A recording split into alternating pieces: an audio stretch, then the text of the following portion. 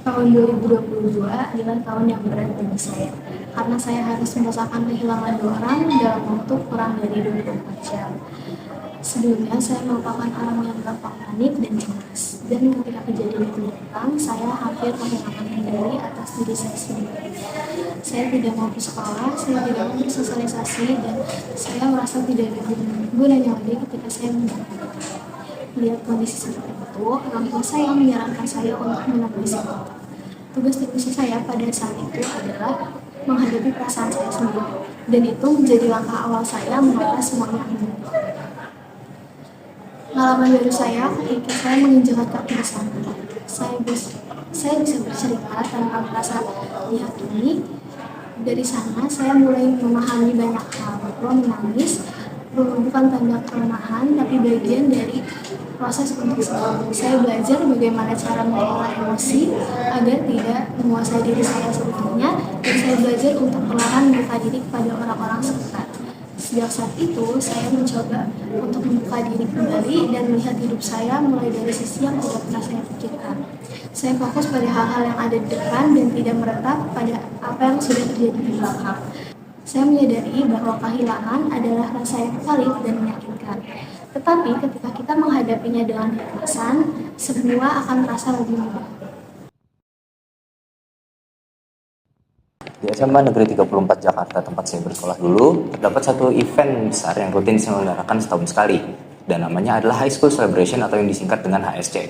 Event ini diadakan untuk merayakan hari ulang tahun SMA Negeri 34 dengan rangkaian acara berupa lomba-lomba yang diadakan selama 1 bulan dan konser sebagai closingnya. Sebagai salah satu murid, tentu saja menjadi sebuah kebanggaan bila menjadi salah satu orang yang menyukseskan keberlangsungan acara tersebut. Saya yang sudah mendaftar menjadi panitia tentu memiliki tanggung jawab untuk melaksanakan tugas sesuai dengan job desk-nya. Sedikit yang saya tahu, ternyata apa yang saya lihat sebelumnya hanya sebagai suatu event tahunan, di baliknya terdapat proses yang sangat panjang dan melelahkan. Ini merupakan event besar pertama yang saya ikuti sebagai panitia di dalamnya. Hal itu membuat perasaan campur aduk antara excited dan nervous. Dengan adanya rasa gugup tersebut, terkadang membuat pekerjaan yang saya lakukan menjadi tidak optimal. Dan ditambah dengan kewajiban utama saya sebagai pelajar, yaitu untuk belajar, terkadang terjadi keterlupaan antara tugas sekolah dengan tugas panitia.